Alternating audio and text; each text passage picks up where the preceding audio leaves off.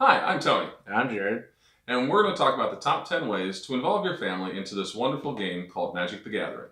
Welcome to Generational Magic.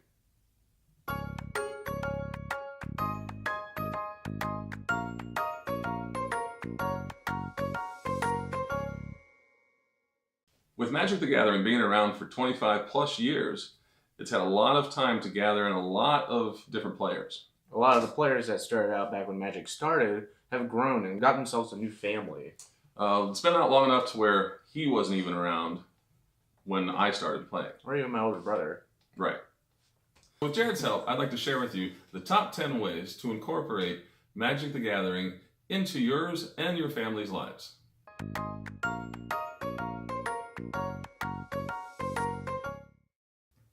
Make it fun. Don't take out your new player, unless they're ready, of course, to a GP or a PPTQ, because that could be a little bit hard on them, especially if they're a new player. Take them out to more of an F&M tournament if they want to play Standard, or a pre-release if a pre-release is coming up just in time. And how did you start? I started out playing the pre-release for Innistrad, the original Innistrad, by the way. It was a lot of fun. Nobody was super serious. They'll actually help you, so you know how to actually play. And it's usually a lot more comfortable, a lot more casual. I mean, you do still have some people that are pretty serious about it, but for the most part, people will help you out and just have a good time with it. Not only with pre-releases and F&Ms, things like that, but in any casual settings. Feel free to just make it to where they enjoy it, to make it to where they are a part of it, they have an ownership of it. You don't always have to take them out to a tournament. You can just have like a normal little kitchen table Magic to just teach them the basics. Well, definitely. Because that's really how you guys started out. Yeah, I came across you and Chase, my brother, playing Magic on the ground. I'm just like, hey, how do you play? This looks like a lot of fun. Because I played Yu-Gi-Oh! Before I played Magic the Gathering. And they're very, very similar games. And so I noticed that they were playing on the ground, and I'm just like, hey. And so I got interested in what they were doing. And so I asked them, how do you play? Obviously, my father showed me how to play, and that's how I actually got into the game of Magic before I even started my first tournament, which was the pre-release. So, but the first and last thing is always make it fun. When it gets to a point where it's not fun, take a break, let life go on, do other things, but always, always, always make it enjoyable. Make it something that's meaningful between, you and your child, you and the new player, whatever makes it fun, right? Yeah. Cool.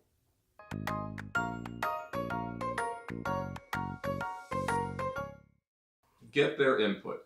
That's a major part of really incorporating the new player into this game, into any game, obviously. But you want to make them, like I mentioned before, you want to make them own their part of it. You want to make sure that they're involved in the deck building, in the types of formats that they'll enjoy. Where my youngest, this guy, he enjoys every type of format he can play. Yeah. Or my oldest, he mostly just enjoyed Standard or a pre-release every so often or a Commander game. And some of the older formats, some of the different formats, he really wasn't into.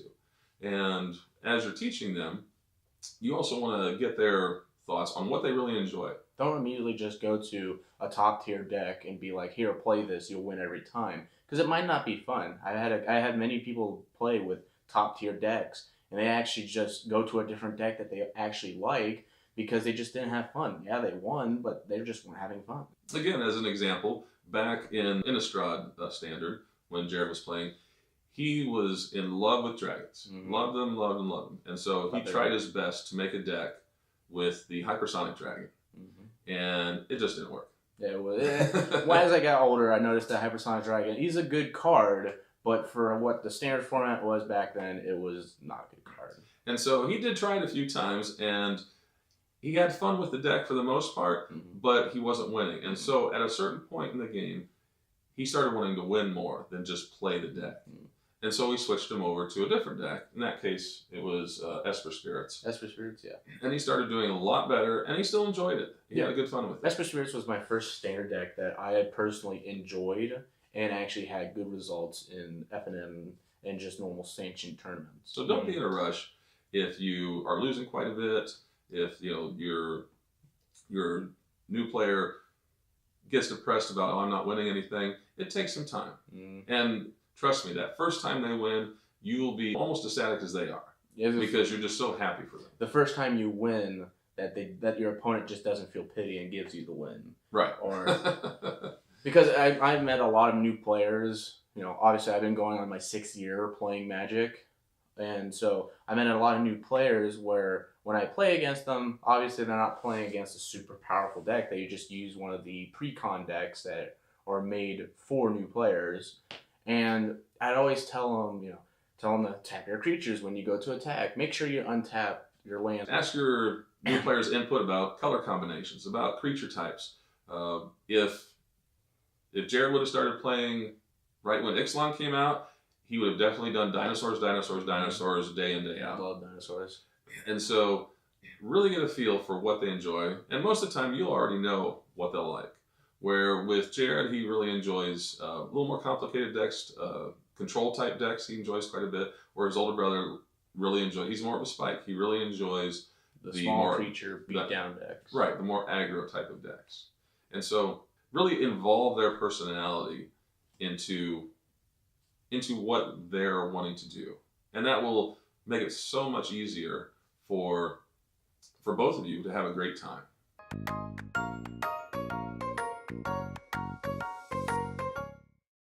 Don't overwhelm the new player. Don't give them a bunch of different cards and different formats. Don't have them start out with standard, commander, legacy, modern. Limit them down, especially if they're a new player, just to pre-release and more than likely standard. I usually just, back when I was 11, when I first started, I just went pre-release and standard. I did not do any of the eternal formats. I didn't even do drafting, really, because I just didn't get what drafting was. I still kind of really don't do drafting. I don't really like it. Eventually, as I grew older and I realized how to actually play the game and play it better and have an understanding of what cards do, I was able to widen his card pool a lot more. And with that, he was able to expand his enjoyment of the game. I was able to play Modern. I love Modern. And just recently, I was able to actually start playing Legacy. And along with limiting their card pool, it's dependent upon your card pool limit as well. If you have a ton of cards available for your new player to use, that's great. If you don't have large quantity of cards to choose from, then you have to be more selective in what you're able to share. As you're building your collection, you can involve your new player into that process. They can enjoy it. Jared always enjoyed going out to Walmart and getting a pack, or going to the local game store and getting a 3 for $10 or something like that, to where he was just so excited to be able to maybe open this famous card, or this great card, or this foil. So with all that being said, make sure you don't overwhelm them too much, because the one thing that could happen if you do overwhelm them is you might break the first rule, which is make it fun.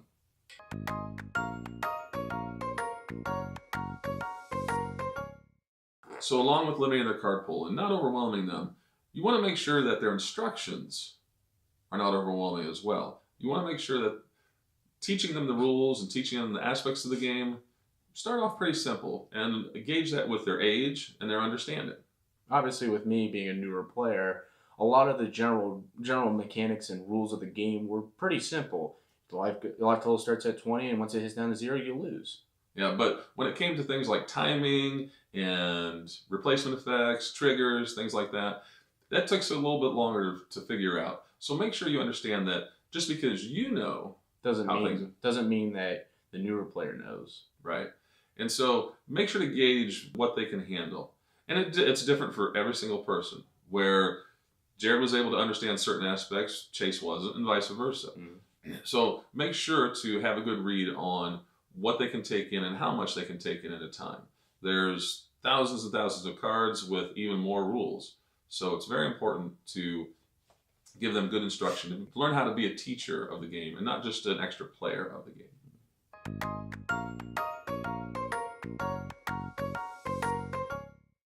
Make sure you prepare each event wisely. Sometimes you don't want to bring a ton of stuff to a pre-release or an FNM, but you definitely want to bring a lot more things to a longer tournament as like a PPTQ or a GP. Definitely when you're dealing with a younger player, be aware that they're going to be holding what more likely are your cards, and it's even if it's their cards, you want to make sure to limit their access to those things. I know when I first started taking the boys out to play, most of the time when they were younger, 11, 12, 13, I would hold the deck boxes. I'd have my own little backpack and everything where I'd have everything. And so whenever they were ready to play, I'd give them their deck box. They'd already have a few dice on them or a pen and a paper, and they'd be ready to go. And then when they were done, they'd return them back to me, either at the end of each round, if they wanted to go off and do something else, or at the end of the tournament. As they started getting older and more experienced in what a tournament was, and being more aware of their surroundings and all the people that are there, I was able to give them a little more freedom in holding their own deck box, holding their own stuff, and keeping it with them for longer periods of time. It was actually the first time I actually brought my own dice into a game of Magic. Because usually when I just give my father everything, I'd always have to ask my opponent, hey, can I borrow some dice so we can roll, so we can do a high roll? Now I could just want to do a high roll. And at a certain point, actually a couple years ago, I actually gave him his own bag. He started carrying his own stuff around. I started carrying my own bag back when we went to a Star City Open. I can just hold all the stuff I need to play on my own round. Some of the nice things about carrying your own bag compared to when I just gave everything to my father was that I already have everything I needed, so I didn't have to go back to my dad to get like my playmat, my deck, and my dice. So there are pros and cons with your own bag compared to the main collection that my dad has. So again, take that in consideration, because if you're in a larger tournament setting, you got to be a little more careful. There's a lot more people around. It's a lot easier for your child to be able to just kind of leave their deck box somewhere and then forget about it. Where in smaller settings, you have a little bit easier time to keep an eye on them. So you want to help them understand and learn in a good way how to keep track of their own stuff and progressively allow them more freedom and to be able to do their own thing and to hold their own stuff that they have with them. Because if it's your cards, you want to make sure that they're protected. Mm-hmm. And whenever you go to an event, make sure they have access to something to eat and something to drink. Not only just at the tournament, but even before. Say you go to an F&M, have some fun and go out and get a little supper with them beforehand, and then go to the tournament if you have the time. But always make sure they have access to a little bit of food, a little bit of drink during the tournament, so that they don't get dehydrated, don't get too hungry, and then they can get kind of grouchy, especially at a younger age. Definitely. Another thing to bring is your appropriate medicine, like aspirin. Make sure it's never fun to play Magic, which is a very thought-provoking game. When you have a headache, it's always just super bad. And again, it's something that you can plan ahead of time. If you feel it's been a long day before, you had a rough day at work, or your kid has had a hard test or something like that, it wouldn't hurt to bring a little bit of Tylenol, aspirin, whatever works for you, just to make sure that you can enjoy the night. And so for today, we'll finish up with those first 5 suggestions and follow up with the last 5 in our next episode. I hope you enjoyed this, and I hope you learned a little bit on good ways to be able to incorporate a new player into the game of Magic. Remember to like, share, and subscribe, and follow us on Twitter. Thank you for watching Generational Magic. See you next time.